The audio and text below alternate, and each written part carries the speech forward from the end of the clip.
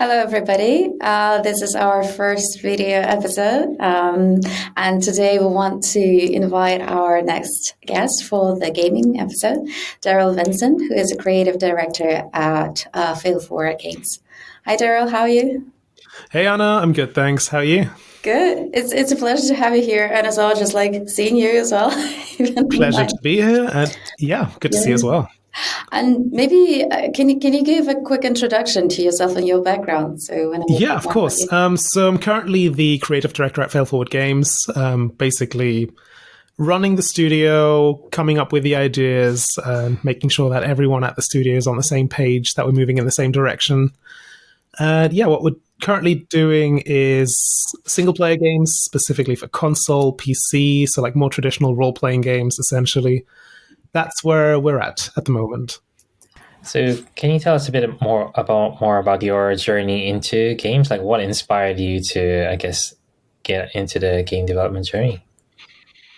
Yeah, so I mean, I've played games since I can remember. My mum told me that my first word was, I don't believe her, but she told me that that's the case, was Sonic the Hedgehog. And Oh, I mean, we've got videos now, so Wow. might as well. Because whenever you start the game, he always used to do this. uh, And apparently, as a kid, I always copied that. So yeah, I assume oh, I that's was into games since I was like 3 years, 4 years old, or something like that. I love Um, this story. Yeah. yeah, and I came into the game industry around 15-ish years ago when I moved to the UK because I'm from Switzerland. We didn't have much of a game industry back then. So when I moved here, I started working in localization because my first language is German. That was my first proper job in the game industry. And maybe let's dive a bit deeper what you're currently doing at the Fail 4 games and like what kind of like games you're developing and just like some examples and maybe you can walk us through that. Yeah, of course. So as I grew older, I was like, found myself massively interested in games that have a really interesting narrative and story behind them. And for that reason, I myself want to make games with like fantastic stories and stuff. So I went to uni and studied film, specifically focused mostly on storytelling. And when I finished uni, I kind of wanted to come back into games. And thankfully, everything I learned about storytelling and writing mostly carries over. So the game we're currently working on is called Sea Beyond. It's a role-playing game where you play as a merman, a mermid. We call them mermids because you got to put a twist on it to make it interesting and fantasy. And what you do, so like in most role-playing games, you generally kill everything that's in your way. Like you battle monsters, you slay down dragons and all of that stuff. And we wanted to change that because I think, yeah, like we've got loads of games that are all about killing. How about making something where you have to befriend things instead?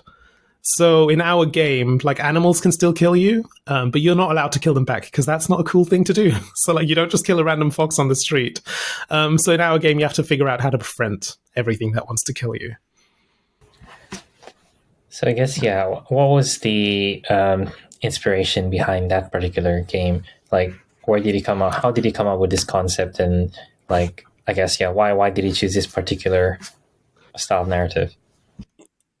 Yeah, I mean, there's loads of different inspirations for this game. One of the specific inspirations is so I'm part Caribbean, and I've learned a lot about the indigenous Caribbean people. So, like, they were called the Taíno, and they're basically the Native Americans of the Caribbean.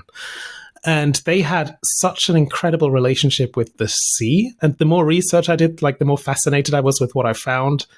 And our game world is basically built upon that. So we're using that as a foundation. And we've also learned that like they lived in harmony with some animals. They had parrots as pets, which is really interesting. So parrots and dogs, if I remember correctly. And just that idea was like, yeah, you know what? I don't often hear of parrots as pets. Although when you think about it, if you think of like Caribbean and like piratey stories, they generally have like parrots somewhere. So I guess it kind of makes sense. But yeah, I just kind of like the idea of like having relationships with the world around you, life around you. I've seen a big interest in cozy games recently. And I've also noticed that role-playing games don't really cater for the cozy people. And I don't think it's that cozy to kill everything in your ways. I'm like, oh, what can we change to basically make a game that's a bit more accessible for those kind of crowds? And do you think so those type of games, would it be better to play for your mental health, or did you do any kind of like connections with it? I'd hope so, because I mean, obviously, I play a lot of different games myself, and I do play games where you generally kill things. So I've played things that are completely different to what we make, so stuff like Apex, first-person shooters, and I think there is a space for them. I think they can help mentally with like de-stressing, or even like if you're just chatting with friends, connecting with people.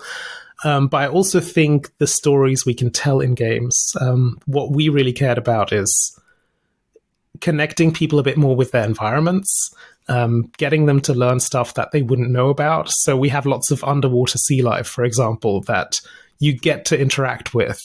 And because part of the story is also you have to avert a climate crisis. So you have to really see how people are affected by the climate, and you have to like figure out how to we're trying not to make it an educational game, because I think that would be a bit boring and too on the nose. But I think it does help mentally. So what we want to do with this is make people feel connected to their world that they live in. Even though our game is fantasy, I think you can take a lot of the stuff you play through and bring it over into your own life, which is essentially just look after yourself, look after the people around you. It's like that kind of mentality that I really want to promote, essentially.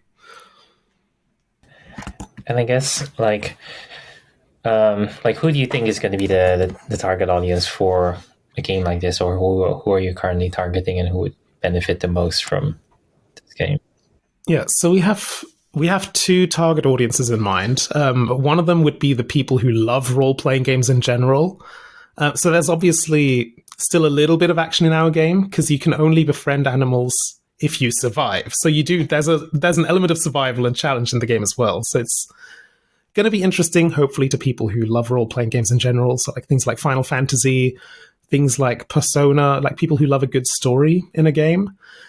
Secondary audience for us would be people who love just cozy games where they can like sit back a bit and just enjoy, because you do have a big world to explore. And the people who've played it already said it's just like really relaxing to just like swim around in our game, which I thought was really fun to hear. So people who just either love narratives or love to just kick back and relax with a game. And I'm a bit as well curious about like your creative process. Where do you get the inspiration from, like the stories and the art as well? So. Yeah, I mean, the story as well, we take a lot from basically the Taíno folklore for this one specifically, which is the Caribbean indigenous ones. A lot of people in our team are huge fans of anime as well. So that really helps, because role-playing games, especially like Japanese-style role-playing games, often lean heavy into the anime side of it. So I think we're creating something with like different points of inspiration that creates something fresh and new. And it's really weird where inspiration can come from, because sometimes it might just be a song that I'm listening to that has like a line in it, or like a feeling that it gives me, and I'm like, I want people to feel that. Or sometimes it's something like I'm reading a book or watching a film, and especially Ghibli films, for example, they really ground you in like a nice fantasy environment, but they often have something real to say. And that's something that I'm also inspired by. So it comes from the most random of places. I think it's just really important to be interested and stay interested, because then it can come from anywhere. And I think that's what makes your games or any projects better. Yeah, I guess speaking of inspiration, like, is there any other games out there that's kind of done this really well that you think you'd like to take more inspiration or a couple lessons from and apply to your own game design? Yeah, it's funny because I don't think there's a game quite like ours yet, but I do have people who keep bringing up certain games. So there was Echo the Dolphin is like a game from the 90s where you play as a dolphin. And I'm like, yeah, that's kind of makes sense that we get that comparison, because you're underwater exploring places. It's a little bit different from that game, because what most people didn't realize, because the game was ridiculously hard, even though you played as a dolphin. It's a game about an alien invasion, which is like, okay, that does not make any sense. Yeah, it's a dolphin game about an alien invasion, which was completely unexpected. So I think, yeah, it's not quite the same as that. We've had some people say the idea reminded them of Undertale, which is a role-playing game where you can befriend everything that you encounter, but you don't have to. You can also just kill everything that you encounter. And the story kind of adjusts depending on how you play it, which I thought was really funny. So like these are the two that I'd say are probably similar, but they're not necessarily inspirations for us, even though I have a huge respect for both of these games. And so maybe we can move a little bit more to the action. So for example, if someone who's listening right now has an idea, a story, they want to create a game, do you have any kind of advice how to start, how to maybe to create like some different storylines and maybe pitch it to your friends and family and see the reaction, or what's the normal process? So I think if you have something that you're really passionate about, start from there. So like if there's something you're super interested in, or if you just, because I think if you're interested in something and you have a creative mind, things tend to pop up. So like the first thing I do is just get it on paper, just get it out somewhere. And you don't have to necessarily write your story from like 0 to 100.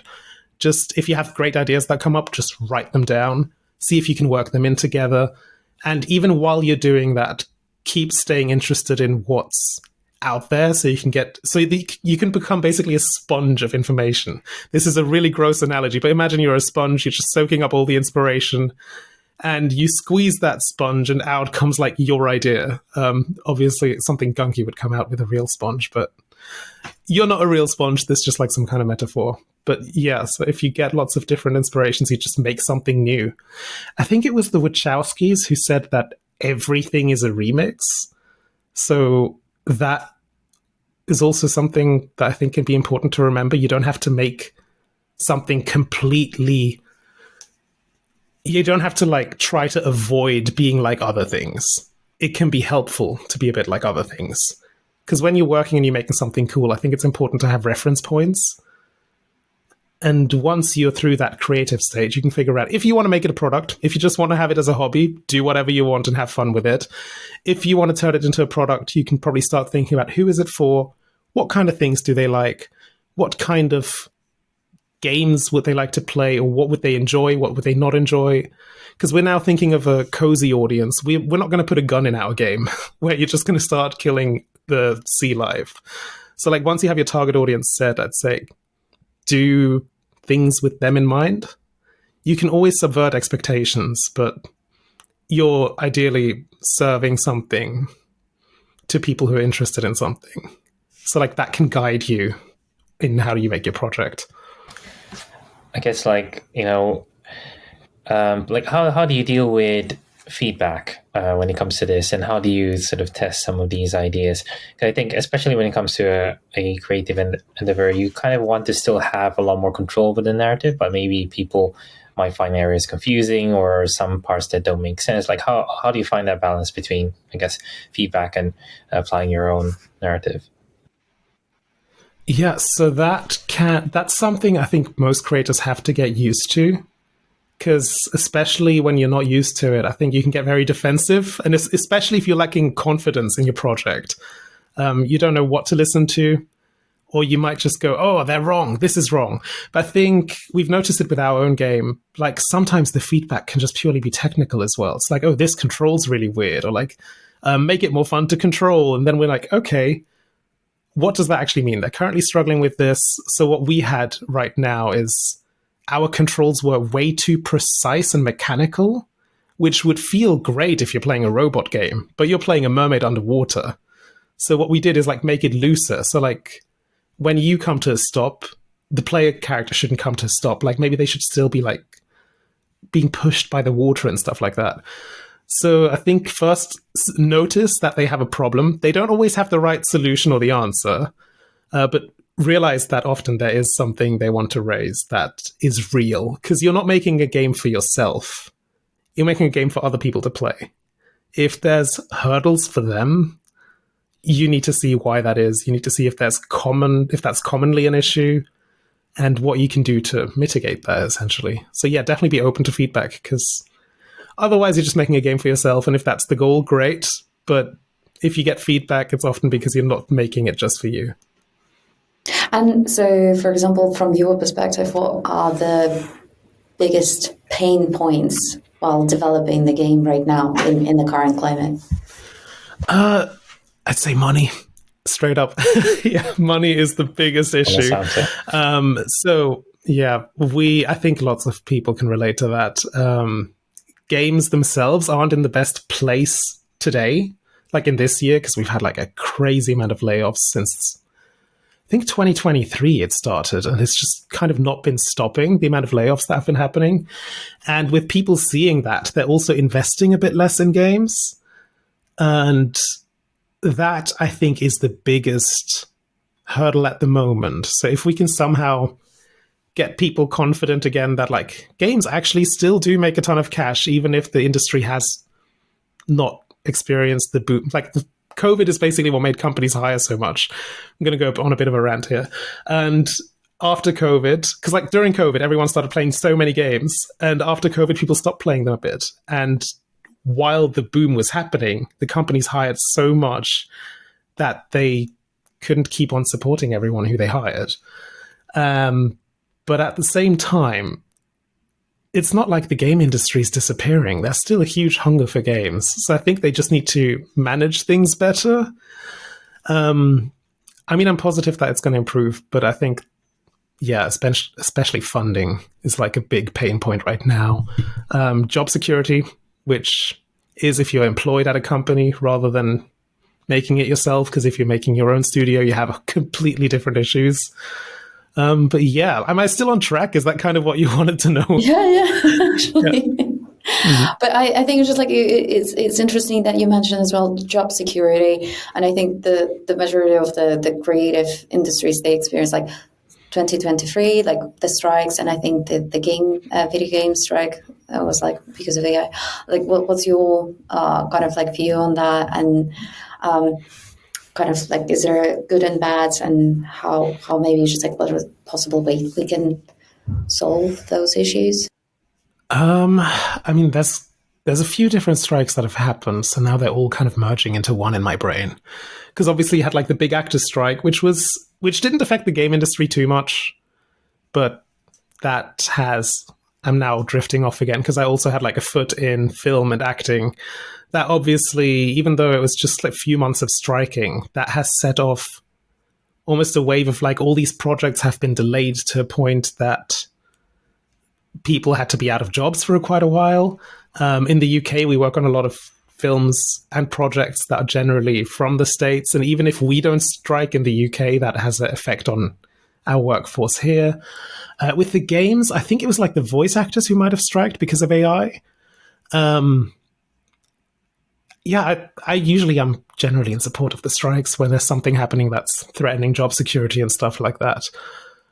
But yeah, I'm not sure where I'm going with this.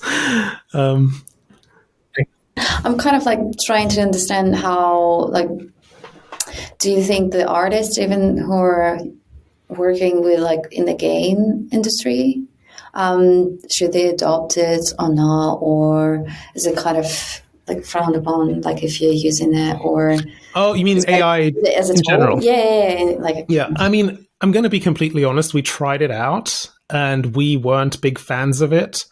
Partly because like a lot of the things are like, oh yeah, like generate textures with AI. We tried it, and it's like, you know what? I can actually just paint textures, and it doesn't take me more than 10 minutes, and it looks exactly how I want it. And I feel like you're never going to have as much control with like prompts as you do with like a brush stroke. And the same with like when we make 3D models, like there's services that now offer generate a mesh in like a minute or less. And we're like, I enjoy the sculpting aspect. And a lot of my peers do as well. Like, we really love making games, not just because of the money, but also because we actually generally enjoy the creative process. And it's also kind of, at least in my circles, really looked down upon if you just make AI do the job, when there's people who are phenomenal at doing all of these kind of works, who are looking for jobs, and they've trained for like so many years how to do it. So it's quite different versus like a model that has all of this data that they took from who knows where, and they just kind of generate stuff based on it. So yeah, I think personally, I just really enjoy the human touch in art. And I feel like that's why we wouldn't use it. Because why I was kind of like, I started talking about that because when we mentioned that the money aspect is, for the gaming industry is quite crucial right now, and there's not a lot of like funding. And okay, so where are we gonna cut some corners or something? Like, okay, we can't hire so many artists, so that's what I was worried about. That a lot of people just like in the game studios, they will start cutting the artists because so I've seen that. I've seen it happen that some studios have cut down the amount of artists, and that's exactly what's causing the problem for those people, because now they're jobless. They're looking for other jobs. They've got like skills in. It's kind of a race to the bottom because so many people have now like lost their houses and stuff like that. They can't provide for their families and things like that because they've been cut. Because quite often when I see increased AI usage, it's from companies that can absolutely afford having artists, and they mainly cut it often for shareholder profit. And the people who are left at the studios basically use these AI tools, and they lost their colleagues. So they're just like maybe like in a really small team now and have to use these generative AI models to create the massive amount of workload that would have been part of like a whole creative team. And I find that a little bit depressing, to be honest, because like that's the thing that makes our games look interesting and look like it has the human touch. And suddenly you're just getting rid of all of that, putting all of these people in jeopardy. And the companies that I'm thinking about right now, I'm not going to name them, they have the cash to support that. Their games make enough money to support that. So I find it a bit mischievous to make use of it in that way. Because I think there's a space for AI. Like the one field where I found it useful is when I have like a lot of text that I write and it might not be very coherent. Large language models can be quite helpful with like laying it out, like once you've done all the work, laying it out in a way that's a bit more digestible. And I think if you use it more as an assistant for people rather than like, let's make a team that, let's get rid of a team and have AI do this, I think is like the wrong way to go about it. Yeah, I guess in relation to all of that, like, do you think that maybe the future generation of developers, like how could their workflow be different? I guess having to compete with basically AI, like how can they stand out, with their own works to add that sort of human touch that really stands out from, I guess, generic LLM outputs? If I just look at art specifically, I can talk about a direct experience that we've had, because when we were doing research, because obviously our game is heavily inspired by Taíno backgrounds, which is like this very specific indigenous Caribbean area. Not even libraries can help us out most of the time. And when we Googled for like, what kind of clothes did they wear? We started getting websites that are clearly AI generated content. So suddenly we're seeing imagery that's very Mayan. And one of the things that I think happens with AI is that the content it creates is very like almost what you'd think of as something stereotypical. Because when I say Native American, some people might have like a image in their mind. And you have to really go and do the research to figure out, okay, Taínos are not how we expected them. And I think that's already what makes your art different. If you like do the research beyond what like a AI model that is fed a bunch of data gives, then your work is already going to be different. And I think your art style is always yours. I think I haven't seen any original art styles come out of AI models. So if artists just keep on doing what they're doing, people generally will already notice. And I've also noticed that when I've seen games that have used AI models for like specifically 2D art, people can tell and they get turned off by it. So I think it's just, you have to keep on what you're doing. I think the gaming market shows what they're interested in. And do you have any kind of, so there's like maybe a global problem or something that keeps maybe awake you, like awake you at night? Oh, what's the right way to say it? That keeps you awake at night, yeah. So that you think that the gaming industry can actually raise awareness about that, what kind of like help somehow about what we've mentioned like earlier? Ooh, that's a good question. So I think something I would love to see personally is people diversifying their game libraries a little bit more. Because obviously, I think it's the exact same problem that we have in film and TV. Often we only get to see things that are marketed to us, because otherwise we have to actively go and seek out the interesting and cool projects. And not everyone has time for this. Like, I don't have time to go and seek out things that aren't in front of my nose most of the time. And coming from a film background as well, there's so many incredible films, short films and series that most of my friends have never heard, that I would have never heard of if it wasn't for like some weird circumstance. So we've been watching a lot of the films on Mubi, for example, and Mubi's still a big platform, but it's like even there you see so many films that people just haven't heard about. So like I would like it to be easier to find projects from indies, from independent artists, filmmakers, game developers. So I think that's something that would really improve, well, I guess the media and entertainment world, essentially.